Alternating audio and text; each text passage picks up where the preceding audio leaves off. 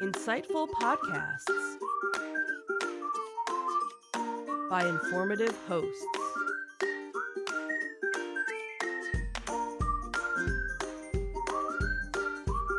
Insights into Things, a podcast network.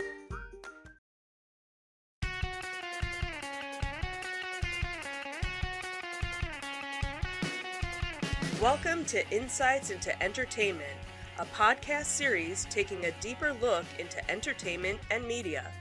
Your hosts, Joseph and Michelle Whalen, a husband and wife team of pop culture fanatics, are exploring all things from music and movies to television and fandom. Welcome to Insights into Entertainment. I'm pushing the wrong buttons here, too. Welcome to Insights into Entertainment. Just like, what are you doing?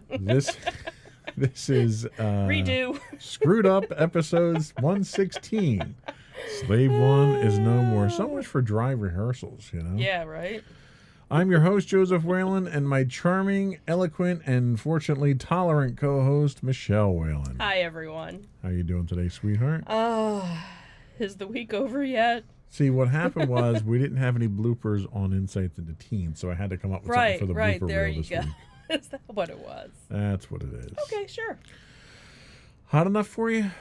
Not right now. I'm actually kind of cold. It actually got much better, but it was 95 it hit yesterday. Something like that with a heat index of 105. 105. Yeah, it was pretty brutal. Yeah, pretty that brutal. whole heat dome.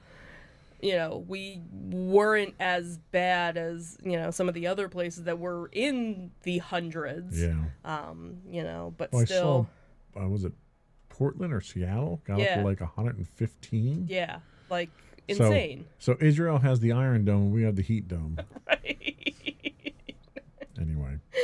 Anyway. That's not what we're talking about today. No. Oh, okay. No. We just flickered. Did you flicker? I saw it. That's not good. Uh-oh. Yeah. Are we still live? Is this thing on? Yep, we are. We're still live. Okay, good. It flickered. It just flickered there. So. Well, we're going through some thunderstorms right now. So who knows? We might... Don't know what's going on. We might have to, go through this really quick. We might be back in a few minutes. You never know. So in our Disney Detective today, you can now explore hidden rooms from the Pirates of the Caribbean in a popular new game update. Plus Scarlett Johansson and Disney team up on Tower of Terror. Then in our Tales from the Edge of the Galaxy, Disney asks for a rename of Slave One, and Star Wars: The Clone Wars lands 3 Daytime Emmy nominations. Good for them. Mm-hmm. Then in our entertainment news, who claims not to be the one who makes Britney's life miserable? And the Black Panther sequel has officially begun filming. And then, of course, we'll finish up with our insightful picks of the week, and we have a growing list of afterthoughts to touch on briefly at the end of the show, so stick around for that. Mm-hmm. Before we get into that and everything else we have to talk about, we've got a busy show today. I would invite our listeners and our viewers to subscribe to the podcast. You can get audio versions of this podcast listed as Insights into Entertainment. You can get video versions of all the network's podcasts listed as Insights into Things. Pretty much anywhere you can get a podcast, Google, Apple, Spotify, and so forth. I would also invite everyone to email us, contact us, give us your feedback. You can email us at comments@insightsintothings.com. We are on Twitter at insights_things. On Facebook, you can catch us at facebook.com/insightsintothingspodcast. On Instagram, we're at instagram.com/insightsintothings, and links to all these and much more is available on our website at www.insightsintothings.com. Shall we start? Sure. All right.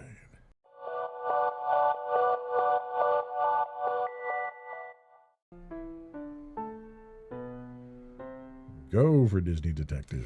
So our first story comes from InsideTheMagic.net, and it talks about the Pirates of the Caribbean ride and some changes that they've updated to it. So, of course, the worst part about visiting Walt Disney World or Disneyland or any Disney park is that at some point you have to leave. So dealing with the Disney blues is something almost all Disney fans have to face, but there's a way to kick that sadness out and turn it into a magical reminder of happiness. So from adding Disney decor to your home, check, done that, to watching Disney attraction videos on YouTube, check, done that. There are many other options for fans to be reminded of the magic. So now there is a new video game that may not only help with the Disney blues, but also allow fans to dive deeper into the attraction that Walt Disney himself created. So the Sea of Thieves, Sea of Thieves, A Pirate's Life, just released a collaboration with Disney, and the video game follows Jack Sparrow's adventure that we have seen in the Pirates of the Caribbean attraction. Although the video game takes inspiration from the films, it seems that some of the aesthetics and settings are very much based on the Disneyland version of the attraction.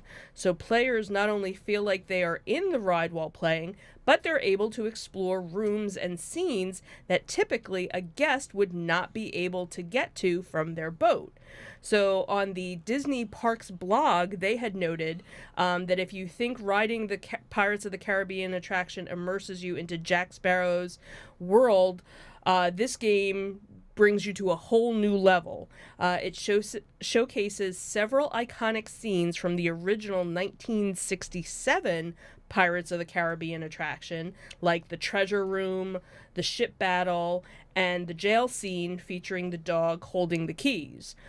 Pirate fans can adventure and explore through these well-known scenes brought to life in the game in beautiful detail and truly an authentic, that's authentic to the classic attraction. And obviously, you are the player and the main character in this. So many Disney fans who, love all the details about this, have actually, posted about it as well. So there was actually a TikTok that was done where they showed a side-by-side comparison of the ride to the game, and it was, pretty spot on with it. The person that wrote this article also talked about, as someone who had played VMK, which was something that I used to play, you used to play a little bit as well, that in its heyday, Disney fans were really immersed in that because it was a whole theme park, but with all these little mini games as well, and now it kind of gives you that chance to relive, at least that part of the attraction. So Sea of Thieves, A Pirate's Life is available on mobile, Windows PC, Steam, and Xbox. Yeah, so Sea of Thieves was an existing game that was a pirate game that was out there. Right, so now this is the Disney version. This is, right. So it's a different version. So it's a different version of the game. It's not an add-on for the game. No. Oh, see, that wasn't what I thought it was just an add-on for the existing game. No, it's a different version. Because the game itself is great. It was a very realistic game. Like when you were on your ship, like to sail your ship, you had to, put the sails up and angle the sails and steer it. And, it was a very hands-on multiplayer experience that Sam and I would play. And we would play it over the internet.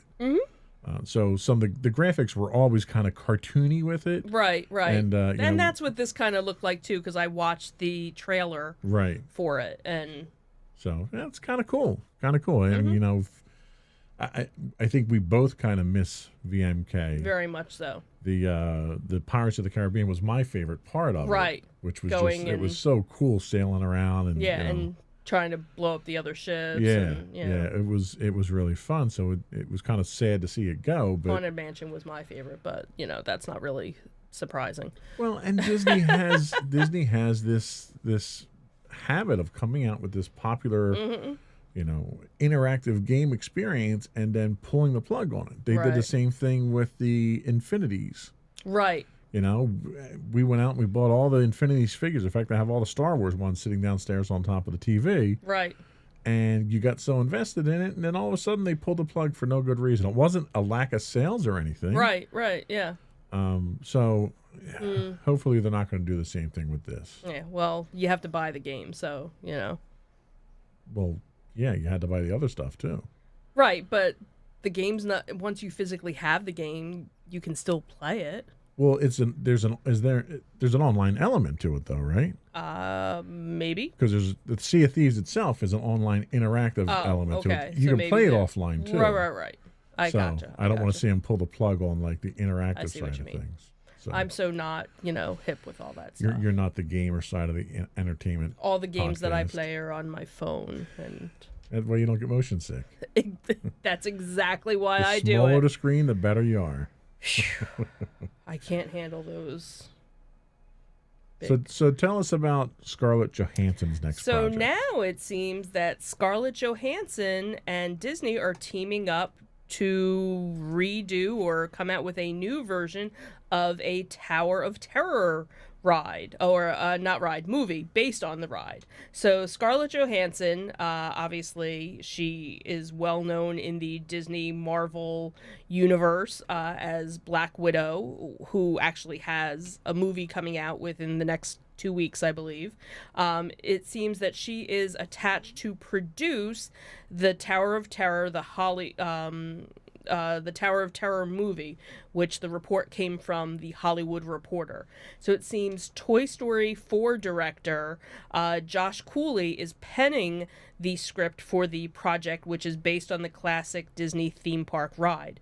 So plot details are being kept under wraps, and it's unclear if the Oscar nominee would even act in the project. So Johansson is producing with her These Pictures banner with Jonathan Leah. So the Tower of Terror first opened in 1994 at Disney's Hollywood Studios, and then other Tower of Terror rides opened in Disney's California Adventure and France's Walt Disney Studio Park, and then also at Tokyo Seas. So the ride is known for its ending with a terrifying drop.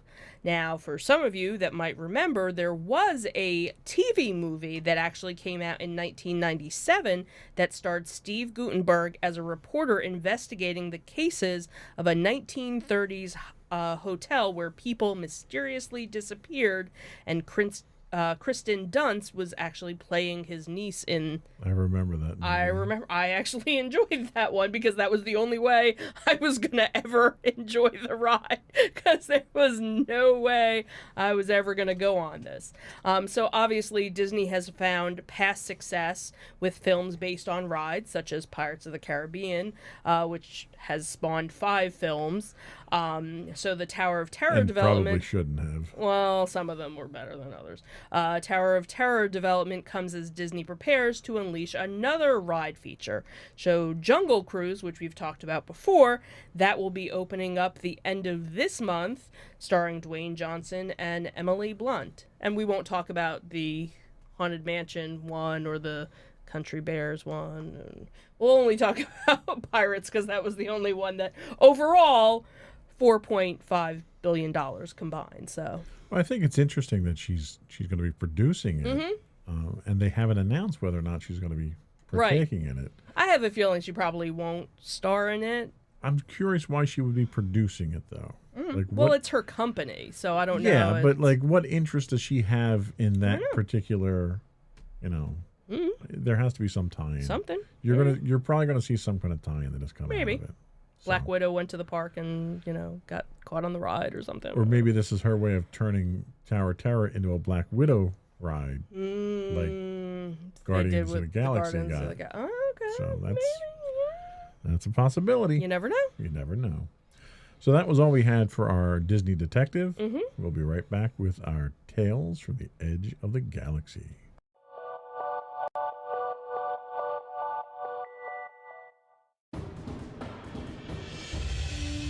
For over 7 years, the Second Sith Empire has been the premier community guild in the online game Star Wars: The Old Republic. With hundreds of friendly and helpful active members, a weekly schedule of nightly events, annual guild meet and greets, and an active community both on the web and on Discord. The Second Sith Empire is more than your typical gaming group. We're family. Join us on the Starforge server for nightly events such as operations, flashpoints, world boss hunts, Star Wars trivia, guild lottery, and much more. Visit us on the web today at www.thesecondsithempire.com.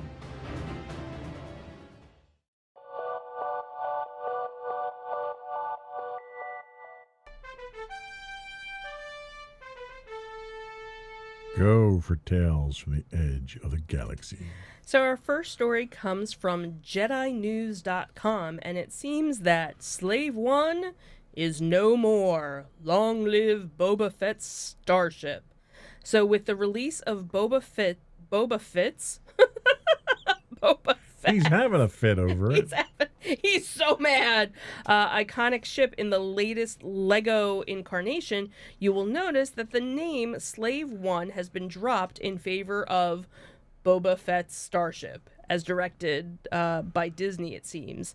So during LEGO Fan Media Days last month, the LEGO Star Wars team of Jens Carvode, Fredrickson, and Michael Lee Stockwell were asked about the name change as they showed off the set for the first time, and this is what they said. So, hey, this is the next one. It's The Mandalorian. It's Boba Fett's starship. Yeah, well, I built another, but we're not calling it Slave One anymore. This is Boba Fett's starship. Well, why'd we drop the name? Well, everybody is. It's probably not something which has been announced publicly, but it's just something that Disney doesn't want us to use anymore. That was basically... That was the confirmation we got. That was the confirmation. So it seems that it is a new 478-piece Lego set, which is just called Star Wars Boba Fett's Starship. It'll be available on August 1st. It'll come with minifigures of Boba Fett and the Mandalorian in it. So it kind of... And there was another article that came out, which we didn't include, but it was talking about all the different Star Wars sets that were coming out, and it basically just said Boba Fett's ship. It wasn't saying anything. So there were a couple of other little things that kind of talked about it, like, okay, so can you not call it Slave One anymore? Is that the cancel culture thing? Like, yeah, and I think this is being a victim of political correctness. Because there's an entire story behind it that explains why it's called Slave One, and the fact that it's been handed down from father to son. If anyone played the Bounty Hunter game for the PS2, I think it was, in the game, one of the missions is actually acquiring the new ship itself and how it's named and everything else. So there's a lot of story around it. And it was never something that was offensive. Right. Nor, I don't want to say it wasn't offensive. It wasn't intended to be offensive because the references that it made were all in universe. So if that's the case, then does Jabba the Hutt not have slaves anymore? Does slavery not exist anymore? Was Anakin not a slave now? So it's like...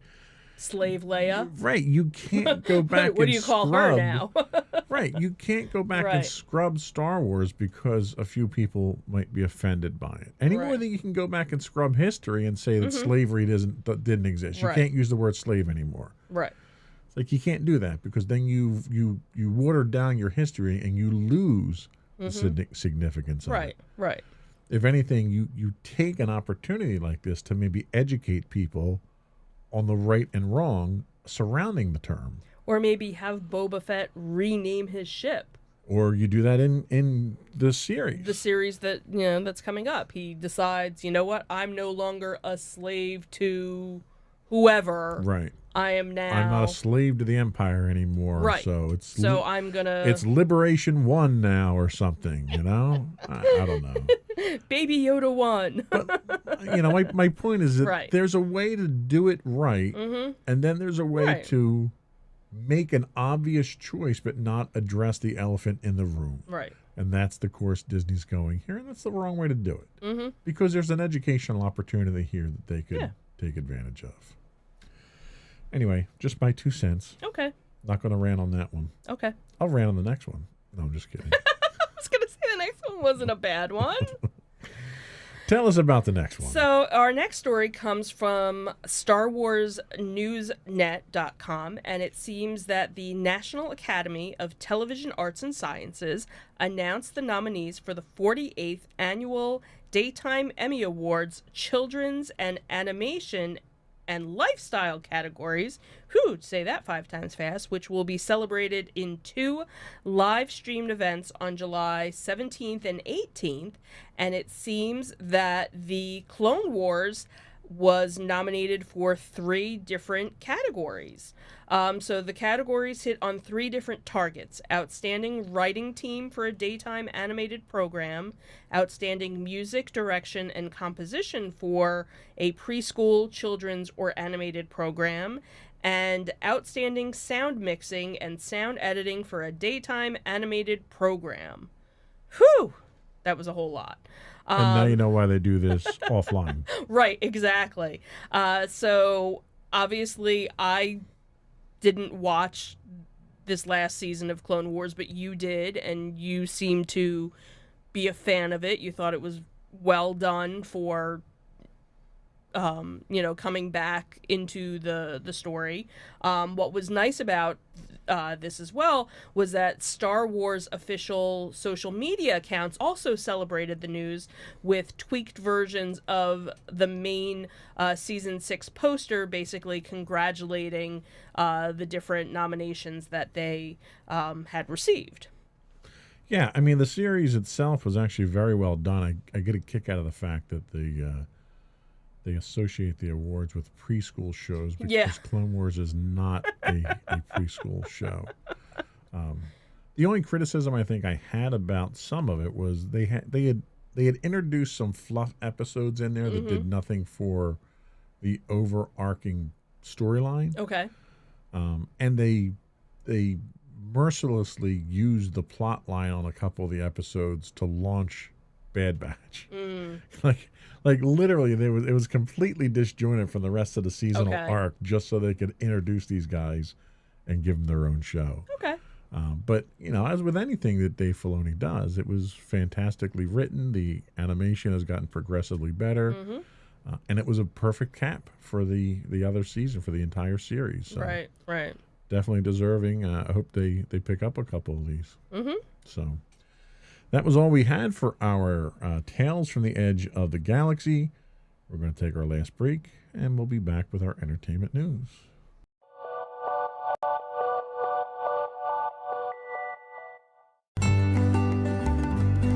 Insights into Teens, a podcast series exploring the issues and challenges of today's youth. Talking to real teens about real teen problems. Explore issues from braces to puberty, social anxiety to financial responsibility. Each week, we talk about the topics concerning today's youth.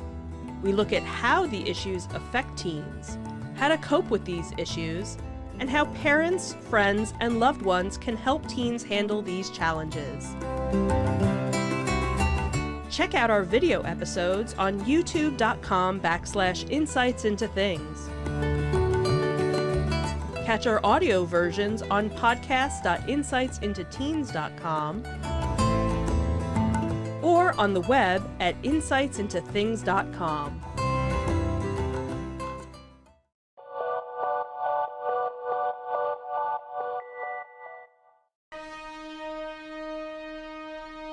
Go for entertainment news.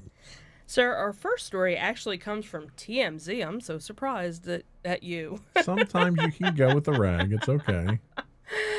So this has been all over the place. All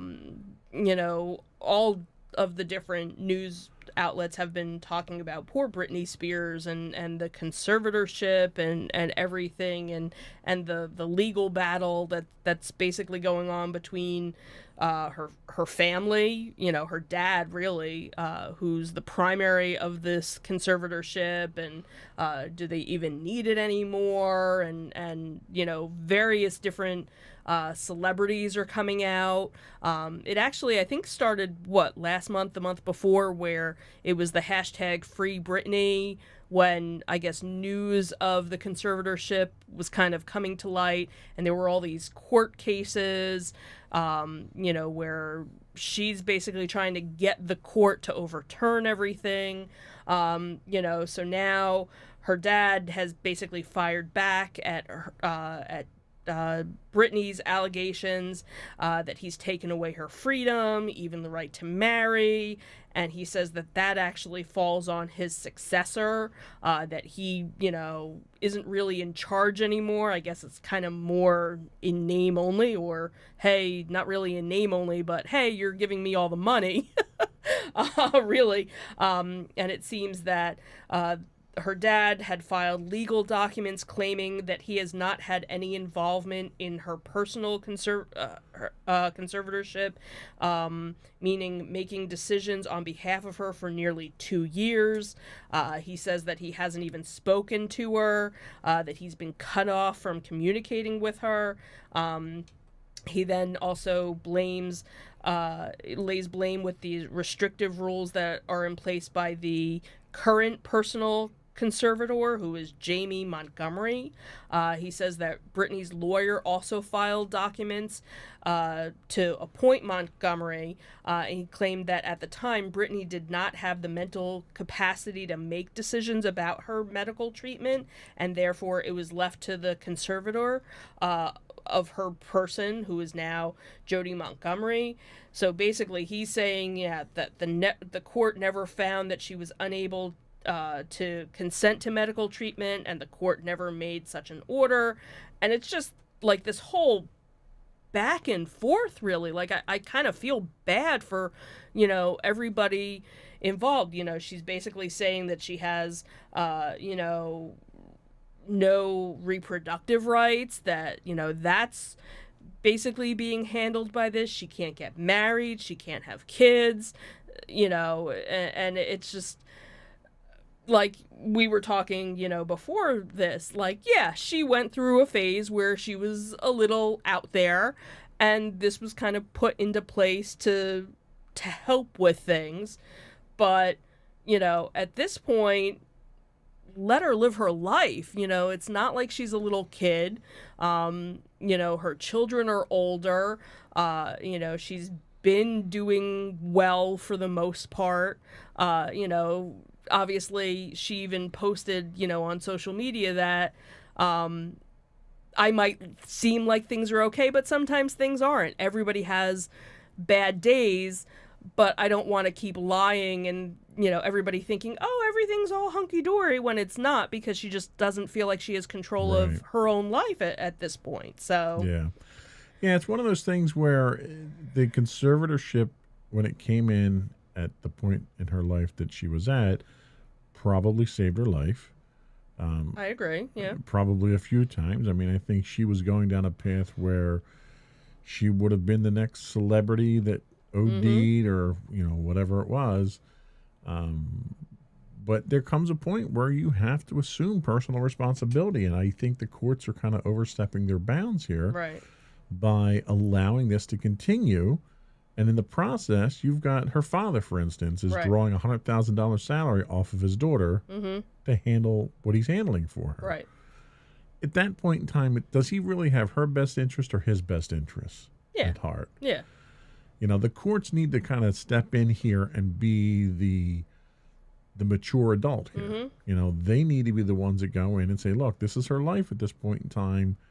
You've dug her out of this pit. Right. She has to be able to live her own life. Yeah. And she needs to be able to surround herself with people that are out for her best interest. Yeah. And I think clearly right now, that's questionable. So it's unfortunate. But first world problems, I guess, right? Yeah. Yeah. So what else do we have? So our last story came from MSNBC or MSN.com, and it seems that the Black Panther sequel has now officially begun filming.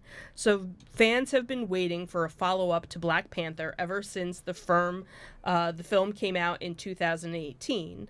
Obviously, anticipation turned to heartbreak when last summer Chadwick Boseman had passed away after battling cancer.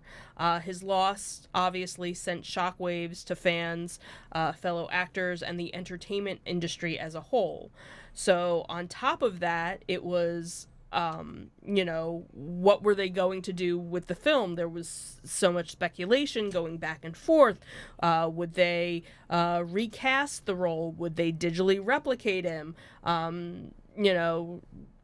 Where were they going to go with the storyline? So obviously not a whole lot has been released about it yet.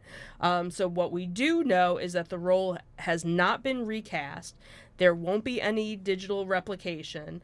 They basically had said that Disney confirmed that they would be honoring his legacy and portrayal of T'Challa, and that they will explore the world of Wakanda and the rich characters introduced in the first film. So not too much of a teaser yet as to what they're doing, but at least we know he won't be replaced in it. Yeah, and there's a certain amount of comfort I think we can take in the fact that that role was his role. No one's going to come in and take it over. Right. They're not going to cheapen it by doing CGI. Right.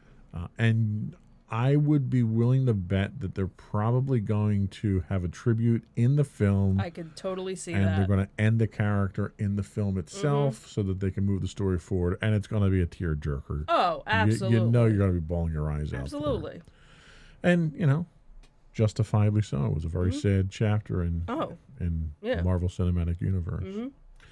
So that was all we had for our entertainment news of the week. We'll be right back with our insightful picks of the week.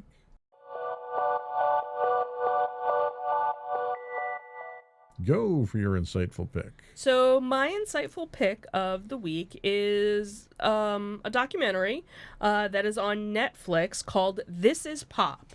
So you get to uncover the real stories behind your favorite pop songs as this docu-series charts the impact of the festival scene, auto-tune, boy bands, and more.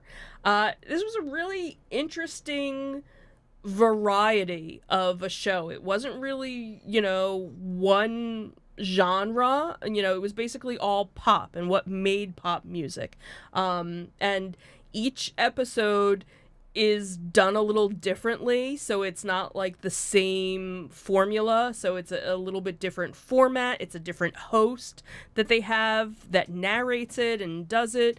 But again, it's a wide variety. So if it's something where, hey, I'm not really interested in watching the country episode, you can pass on the country episode and you're not going to miss anything. So each episode is kind of a standalone in it. So the first one was the Boyz II Men Effect, and it talks about how the Philly sound meets classic Motown in the crossover that became Boyz II Men, and then the string of inspired boy bands that kind of came in after that. And it was interesting because I remember when Boyz II Men came out and all the other bands that came out after, but never realized how it all kind of fit together.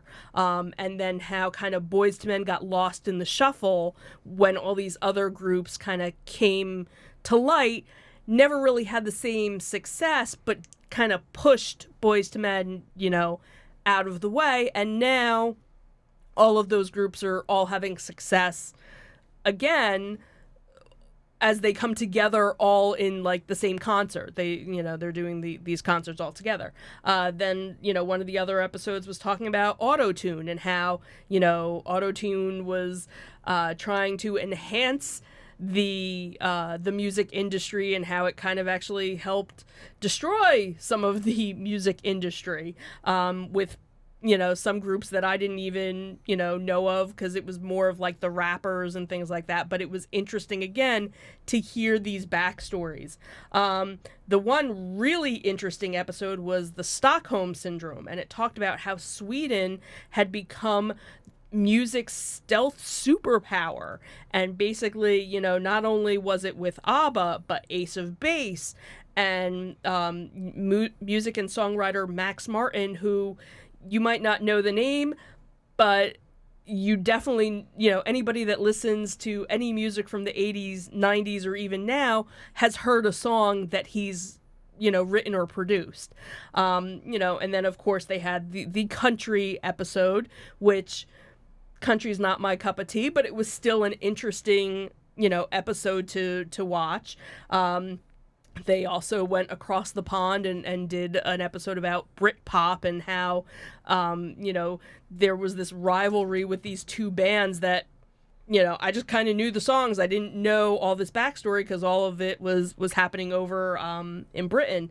Then they talk about all the different festivals, so like Woodstock was kind of like the first big one that happened, and then how all these, Lollapalooza and all these other festivals kind of changed, the music scene as well. Then they kind of went a little heavy hitting with what a song can do, talking about the songs that help with protests and different things like that, and even modern day things that just happened in the last couple of years, and the power of certain songs.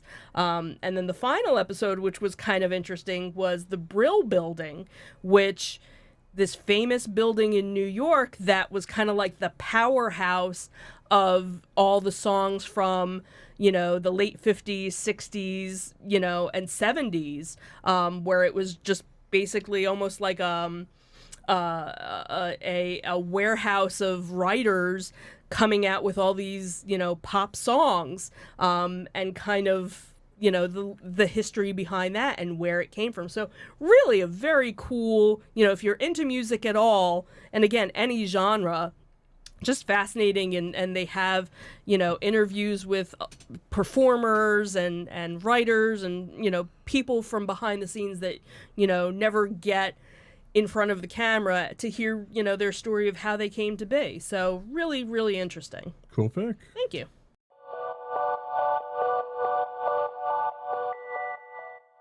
So my pick this week, to no one's surprise, is a documentary. It's actually kind of a drama documentary. It's called Across the Pacific. And I'm not talking about the 1942 American spy film starring Humphrey Bogart. Although that is actually worth a watch, though. Oh, it's okay. actually a very We'll good add that. movie. So this Across the Pacific is a series about the great aviation milestones in 1935 about crossing the Pacific Ocean by the Pan Am flying boat, the China Clipper. The documentary series recounts the development of this technological innovation led by Pan Am's chief executive Juan Trippe, pilot Charles Lindbergh, airplane engineer Igor Sikorsky, and radio engineer Hugo I'm blanking on the name here. Luderitz. Not ludicrous, Luderitz. That was part of the pop music one. Well, yeah, that's what I keep seeing whenever I see that name. With dramatic reenactments, interviews with historians and biographers, and archival photographs, newsreel clips, and film, it puts together this complete package with the actor reenactments. And there was one documentary that we used to watch, who when they would do actor reenactments, they would get actors that looked literally the least like the character that they were playing, and they do the same thing in this one. So the character that plays Lindbergh, for instance, looks nothing like Lindbergh. So that is like your biggest thing when it comes to these shows, is like, get somebody that looks like him at least. Yeah, like, with CGI and everything, they can probably do better. Mm-hmm. So this 3-episode miniseries tells a remarkably detailed story of one of the more glamorous moments in aviation history. Episode 1, titled Airborne, introduces the film's 4 main characters. You have, as I said, airline executive Juan Trippe, Charles Lindbergh, Igor Sikorsky, and Hugo Ludacris. I'm just going to go with that at this point. Sure, why not? As they separately struggle to find a place in post-World War I aviation. Their struggles illuminate the challenges all aviation pioneers face in these early days: uncertainty. After repeated setbacks, the 4 men join forces, and capitalizing on the Air Mail Act and the aviation mania triggered by Lindbergh's 1927 transatlantic flight, set out to build an airline to South America. That airline turns out to be Pan Am. Episode 2, The Latin Laboratory. As they push southward, Trip, Sikorsky, Lindbergh, and Ludacris build larger flying boats, harness radio to navigate safely across greater distances, and with the help from the U.S. government, outwit all competing airlines to dominate service in Latin America and launch the global air tourism industry. But all of this is merely preparation for their ultimate goal, flying the oceans. Trip spends 6 years carefully laying plans for an Atlantic crossing, only to have his hopes dashed when Britain refuses to let Pan Am's planes land because their own planes can't make the ocean crossing. With $2 million in new planes on order, Trip is stymied with no ocean to cross. And then finally in episode 3, Another Ocean, with his path across the Atlantic blocked, Juan Trippe surprises even his own staff by turning to the Pacific.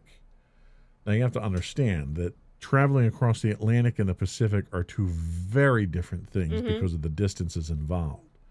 So defying the skeptics, Pan Am builds an airway to Asia, allowing its airplanes to hopscotch across the world's widest ocean by landing at 5 stepping stone islands: Midway, Hawaii, Wake Island, Guam, and the Philippines, all of which become key points of contention during World War II. So Hugo Luderitz's radio direction finders point the way. Igor Sikorsky's latest flying boat, the S-42, pioneers the route before eventually giving way to the Martin M130, known as the China Clipper. Within 2 years, Pan Am is offering regular passenger service to Hong Kong, connecting America and the Asian mainland. Air service from New York to London begins in 1939, completing a chain of airways encircling the globe. And what's interesting is looking at where air travel is today and seeing the consolidation that we've recently started going through with our airlines. You know, Pan Am doesn't exist anymore. AirTran doesn't exist. And so are all these airlines that started out can all trace their roots back to this. You watch Indiana Jones. Indiana Jones flies on the Clippers. Right. So you see that in the films. It's so iconic. There's so much history about it, and there's so much technology that was pioneered for this. And they depict it so well, how they advanced technology so quickly to accomplish really what seemed impossible. I mean, you went from a short period of time where you've got Lindbergh, who can barely limp a one-man plane across the ocean, to now you've got an entire industry of air travel flying around the world. It's a very interesting show to watch. It's only 3 episodes. It's available on Amazon Prime, and that's Across the Pacific. We'll be right back.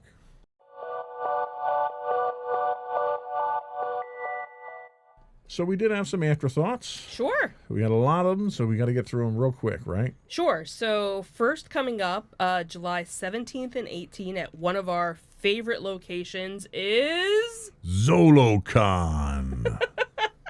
I love saying that. I know you do. This one is in Warminster, Pennsylvania. Zolocon.com is their website for ticket information and whatnot. Then we have Monster Mania, which will have 3 different events. Monster Mania. There we go. So August 13th through 15th will be in Cherry Hill. September 24th through the 26th will be Hunt Valley, Maryland. And October 23rd and 22nd to the 24th will be in Oaks, Pennsylvania. Then, coming in September, will be RetroCon. That is also going to be in Oaks, Pennsylvania. And the dates for that one, we actually had them wrong last week. It's actually the 25th and the 26th of September. So close, yet so far. It was just a day off. Then in November is Wizard World. Pennsylvania, which this is the first year, and I don't know how long, that it will not be at the Pennsylvania Convention Center, but the Greater Philadelphia Convention Center, which So is... it's an even greater convention. in Oaks, Pennsylvania. So set that in your GPS and just don't delete it because you're going to be going there a whole lot if you're from the area, obviously. And then our final convention of the year, as of right now, will be in December and is... Ocean City Comic Con. And that's going to be December 11th in the Roland E. Powell Convention Center in Ocean City, Maryland. That's it, right? Because I think my voice is going. Yeah, I think that's it. I don't think I can do any more. Yeah, I don't think you can either. So yeah, it's nice to see that the conventions are starting back up again, that they're kind of spaced out. You know, normally convention season is usually just brief, very the summer. brief. Usually, well, ZoloCon was usually always in February. Yeah, because there was usually There's snow on the always ground. snow on the ground whenever we would go. And then you kind of have a dry spell of a couple of months. And then, you know, Wizards used to be in June. Right. You know, and then you had a couple and then it would kind of die off. So it's kind of nice that it's kind of spread out a little bit. Gives you something to look forward to. Yeah, I like this because we always had like convention season. Mm-hmm. And like after convention season, there was nothing. Right. Which it's good and it's bad because it's good because the summer was very expensive. Right. And now I can spread that cost out over the course of, 10 months. Right. Exactly. Which makes it more affordable. I can finance convention season now. Finance convention season. That works out well. Yeah. So we'll, obviously we'll keep an eye out for some of the other ones to see, because some of the dates Where was the other one you were talking about? What other one? The toy show. You were talking Oh, before the show. that one's the July 25th, I believe, and that was Tom's River. Okay, so we have time to get that in the Right, afterthoughts so we'll next be week. able to get that one because that one was one that popped up because originally the location was someplace further north in Jersey. Right. Now it's not as far north, so we might hit that one. And so. a programming note: we will be taking a week off. When are we taking off? Not next week, the So week the after? Week of the 14th, 15th. I believe so. So 14th, 15th, we won't be doing a podcast that week. We're slowing down that week and taking some time to ourselves and relaxing a bit. Right. So that's our summer break there. Mm-hmm. And well, hopefully I'll get to redo some of the things in the studio. But okay. I gotta retile and rewire and rework my desk, and so your confidence in me is remarkable. I really appreciate it. Anyway, before we go, I do want to ask you once again to subscribe to the podcast. You can get audio versions of the podcast listed as Insights into Entertainment. Video versions of all the network's podcasts can be found listed as Insights into Things on Apple Podcasts, Spotify, Google, Stitcher, blah, blah, blah, blah, blah, blah, blah. You can also reach out to us and give us your feedback. Tell us what we're doing right. Tell us what we're doing wrong. Point a finger at us and make fun of us for all the times I screw up. You can email us. No, you don't screw up unless it's a name. You don't do names. No, I don't. Although I had Ludacris today, so I didn't do so well today on names. You can email us at comments@insightsintothings.com. You can find us on Twitter at insights_things. We're on Facebook at facebook.com/insightsintothingspodcast. You can find us on Instagram at instagram.com/insightsintothings. You can get audio versions of this podcast on the web at podcast.insightsintoentertainment.com. You can find the video versions of all of our podcasts at youtube.com/insightsintothings. We do stream 5 days a week, both on Twitch and YouTube. You can get us on Twitch at twitch.tv/insightsintothings. If you are an Amazon Prime subscriber, you do get a Twitch Prime monthly subscription. I'm supposed to beg you to throw that our way. I have now begged you. Thank you very much. And finally, if you forget all those other links that we just said, and you just want to go to our main website, which has our beautiful photos and bios about us, you can go to our main website, which is insightsintothings.com. Our bios are a fine example of my creative writing skills. Absolutely. We've never said it better. I write fiction as good as Dr. Seuss on those. And that's it for this week. Another one in the books. Have a good week, everyone. Bye. Bye.